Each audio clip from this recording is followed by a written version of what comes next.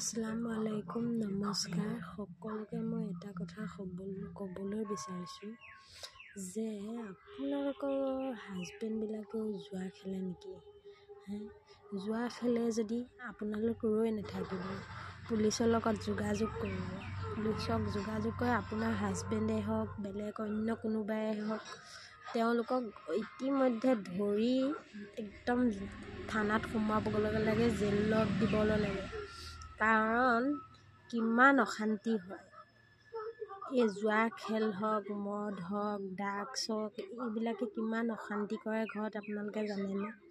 আপোনালোকে সকলো জাগক, সকলোৱে এনেকুৱাবিলাক মানুহক ধৰি থানাত ভৰাওক।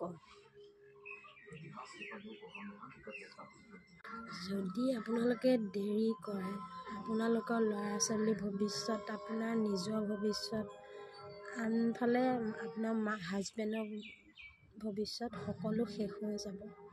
আপোনালোকে ৰৈ নাথাকিব। এনেকুৱা পৰিস্থিতি হ'লে আপোনালোকে চিধাই পুলিচৰ লগত যোগাযোগ কৰিব। জানেনে কিমান অশান্তি হয়? কাৰণ মোৰ হাজবেণ্ডেও জুৱা খেলে, কিন্তু সদায় নহয়, কোনোবা এদিন খেলে। সেই এদিনতে মই বহুত কষ্ট পাওঁ। যিমান পইচা আছে, যিমান বস্তু বাহনি আছে, হয় কিবা বন্ধকত দিব, নহয় জুৱা খেলিব। সদায় নেখেলে, কোনোবা এদিন খেলিব, আপোনাৰ গোটেইখন ধ্বংস কৰি পেলাব। সেইকাৰণে এদিন খেলক চাই 100 দিন খেলক। সেইকাৰণে সদায় পানিছমেণ্ট দিবলৈ লাগে।